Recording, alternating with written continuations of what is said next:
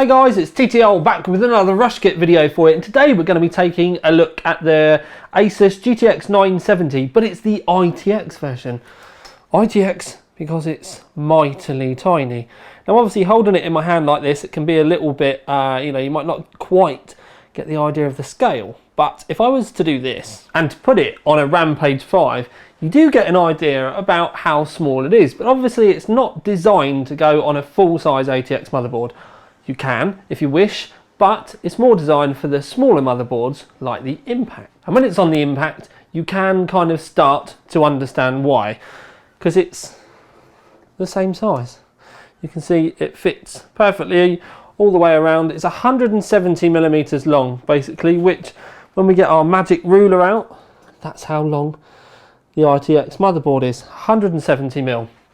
Now, if we spin it round, something that I can show you is on an ITX board you do only have one slot because that's the way that they're designed, but the card is 2 slots.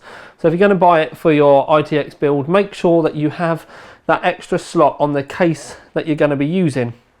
Now when we run through some specs on the 970, it's actually quite generous, to be fair. The overclock base is 1088 megahertz. The boost is 1228. We actually did some thermal testing on this because we didn't think that the cooler on this was going to be very good, because it's quite basic, and when we kind of have a look around you can see that you've got a solid aluminium base to it with these fins that remind me of an Intel cooler, for want of a better term, but it has got a copper core and a vapor chamber, and maximum temperature that we managed to get out of this with not even a great case with airflow was 74 degrees. So as long as you can make this breathe, it's going to perform really well. It actually performed a lot better than we were expecting. Only a single 8 pin, so it's going to help with you keeping things tidy. Obviously in your ITX rig it's going to be limited for space, so this could help you immensely.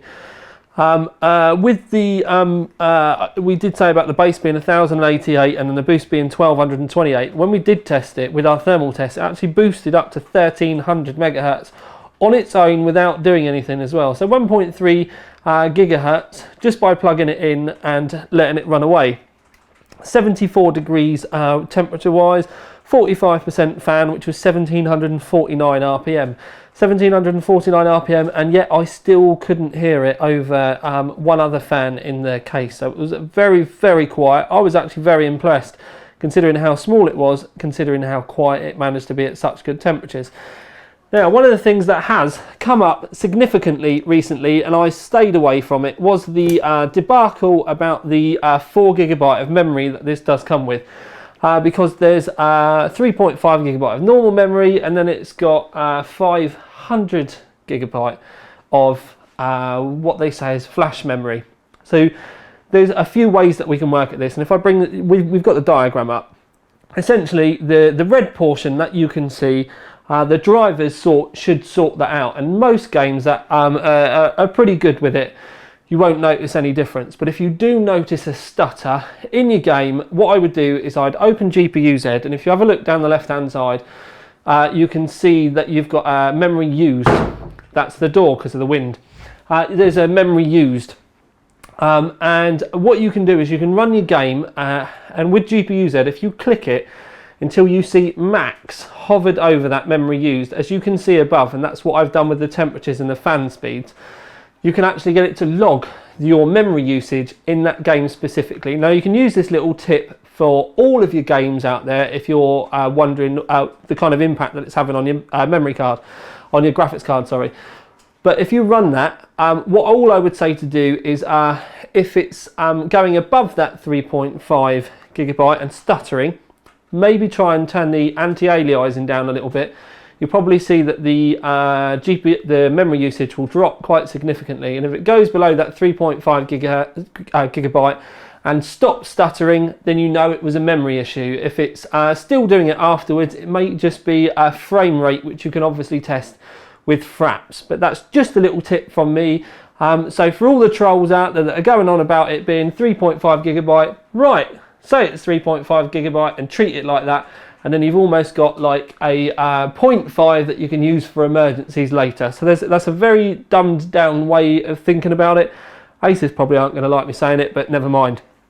So there's that. Price. It's £289 on overclockers at the moment, and I will stick a link underneath for you to follow it through as well. So that's very competitively priced. And no matter what people say about the memory side of things, with it being 4 GB and 3.5 GB, when all of us reviewers reviewed it initially, you know, the results haven't changed. Just because we found something out later on, the performance results don't change at all. And you can see that this thing, if you go and have a look on the OC3D website, all the other 970 reviews, it's an absolute little cracker. This is no different, it's just smaller. The temperatures are still very good. We've only got one power connection, which is great for keeping things tidy.